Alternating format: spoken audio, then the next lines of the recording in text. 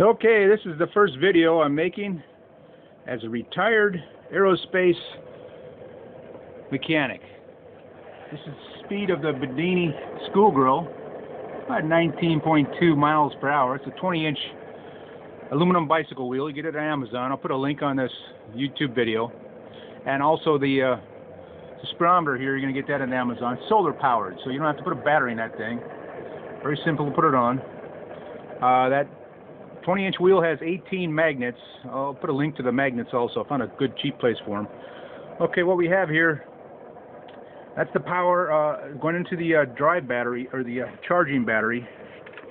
That's the battery right here. It's 12 amp hours. The thing's about 7 years old. Used to use it for a big television video camera, clipped on the back of a big video camera for your shoulder. It's been sitting for years. It's been sitting for like 7 months since we charged this thing last. And if we unhook the load here, by the way, the load is a 24-volt light bulb. This is the amps here. We'll do the math here in a minute. If we unhook this bulb here, so the load is off, you're going to see this light is going to go, this battery is going to climb pretty fast. It's been charging overnight. I let this thing running 24 hours a day. Like I said, this battery is not a very good battery. It's been sitting, and we've charged it a number of times with the number of Bedini chargers, including this one. So it's not a very good example of what this thing can do, but it'll go way on up to 15. I've had it to 16 volts overnight. Let's see here. A little hard to look through the camera. And this thing here, the battery is dying. Okay. In the background, you can see the scope. What the scope is doing is showing the amperage going into the. It's a two-channel charger. We got two coils with two sets of triggers. Each coil's got its own trigger. One coil's got 3 wrapped power and 1 wrapped 26 together on the original Bedini core, and the second, and channel 1 has got a, I'll show you that in a minute. It's number 26 also. It's got 7 wrapped number 23, and we got those in parallel. So anyhow, this thing keeps dying here.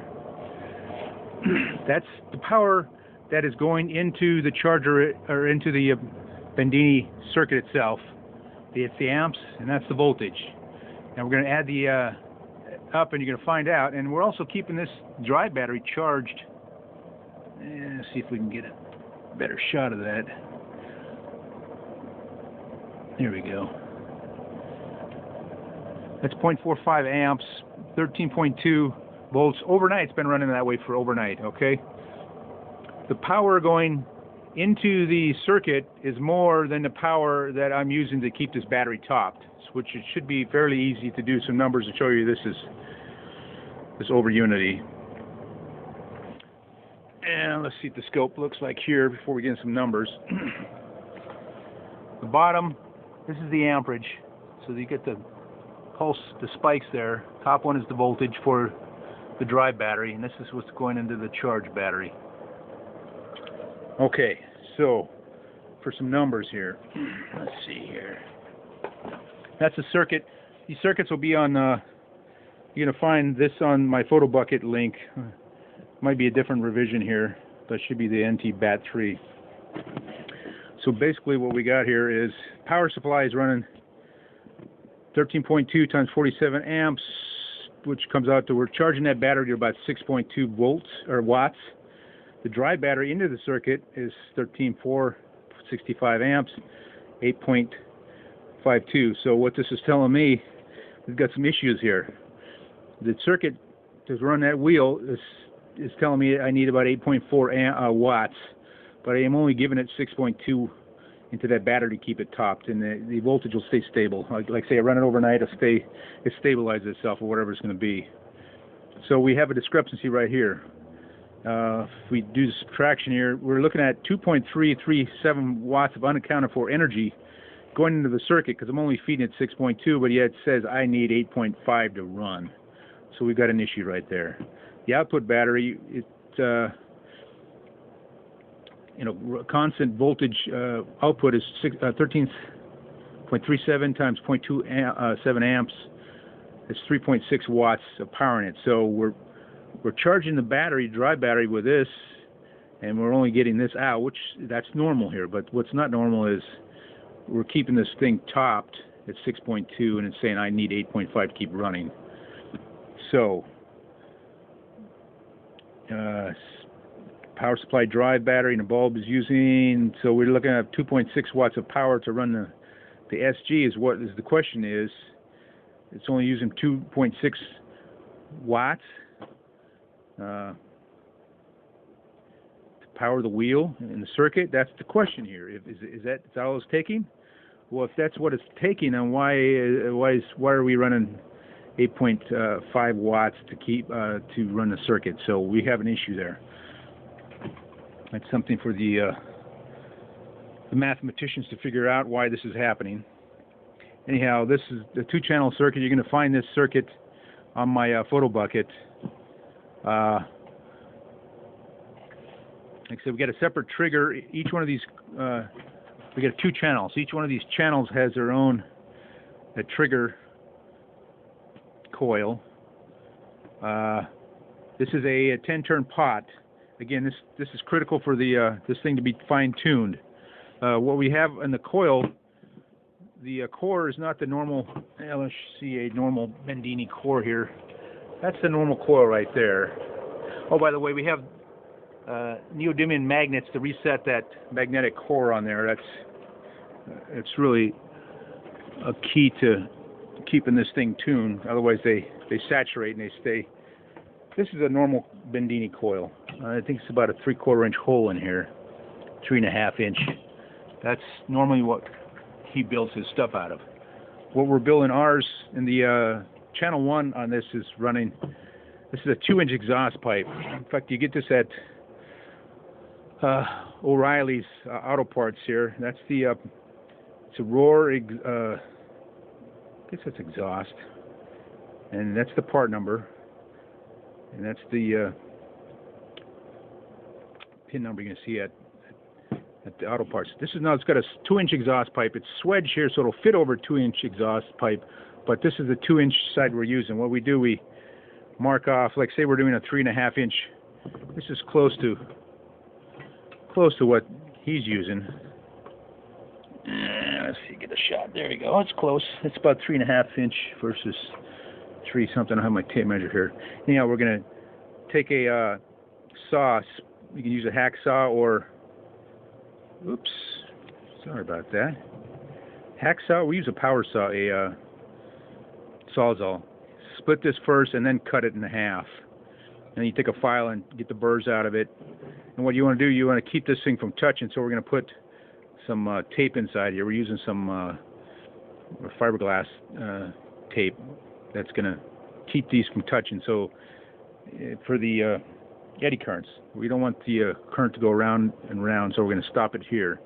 And then we're going to fill it inside here with welding rods like the Bedini uses. Pack that full of welding rods. Now you can insulate inside here so the welding rods don't touch if you want, or you can just leave it bare. We use it bare. We tried it the other way with insulation. It's hard to pound in the extra welding rods. You want to get caught in the tape, so it's easier to pound in them along the edge here to pack it. So I don't recommend using the tape inside. I tried it, don't like it that well. Anyhow, so that's what we're using for the core. What we're going to do is you can take a piece of wood. Let me get this camera here. You can take a piece of wood for the ends, for these, to simulate this. You can square it and then it'd be round. We can make a square piece of wood like hardwood, real thin, like hardwood flooring. We found some spare stuff here and it's trash. Or you can use some plexiglass, acrylic, preferably polycarbonate. It's a little stronger, but it's got to be thick enough where it doesn't flex as much. But however you want to do it, you can use wood, plastic for the insulator. Drill a hole for a hole saw, glue it on here. I would put the tape on here first, and get this, squeeze this gap tight so it's sitting against the tape, and then drill a hole in the plastic or the wood, put it in there, and then epoxy glue that in there. You'll be gluing right onto the tape. Or if you want to do bare metal, that's fine, and then put another coat of tape on the outside so the wire is insulated. So you're going to be real close contact to the magnetic surface, unlike this, it's a little thicker. So, much bigger surface area. Paul Linderman was saying that he's getting a 300% increase performance over his one he made. He took one of these and cut it in half and made it longer. I think this would be a little more efficient and effective to make the bigger core than what Paul was using. Probably a lot faster also. A lot stronger. Anyhow, that's what we have driving the channel 1 on here. The other critical thing is wind these wires. You want to twist these wires together. It's a real pain in the neck. You can probably buy some wires twisted already at some of the Litz wire manufacturers, a little more expensive, but you need to twist these wires together. I've run these with just next to each other by filler without twisting them. That's not the way to go. You don't get the performance. If you have two coils, one twisted, one untwisted, you're not going to run right. So this thing is running very well, much better than with the untwisted wires. So like I say, we're running about 19 miles per hour here, and it's holding steady at this, drawing. This is about, what do we say that was, about 2 watts, the light bulb. No, actually the bulb is 3.6 watts, so it's putting out a constant 3.6 watts of power here under load here. So if you don't have this load and you're not watching this thing, it'll run way over 16 volts easy. So you can have a limiter on there, or just put this on to keep this thing so it's basically it's like a governor. And you want to get a decent battery to try this on. Recommended the open cell, not the these are sealed lead acid. It's not really the best way to go. This is a shot of the circuit here. We're barely running any current. These lights were on. Oops. You're going to see, let me see here. You're going to see that's going to go up. The light is going to come on. There we go. And I'm you can see the amperage. I'm bringing it back down here, and it'll suck a lot more power, and it'll actually slow down a bit. So it takes a while to tune this thing. You want to tune it to the minimum current you're going to need here for the maximum speed. So I think it's about the ballpark right there. Now what these switches do, you can actually turn off different coils. You can see it's going to slow down here in a bit. We turned off a couple coils of the main, of the big coil here. It's running on just one of the 3 coil sets. In fact, we've got 6 coils in the big coil, number 1 channel. We've got them in parallel, so we've actually have 3 transistors running it, but each transistor is powering 2 coils, or yeah, 2 coils. So I'll turn that back on. So there you have it.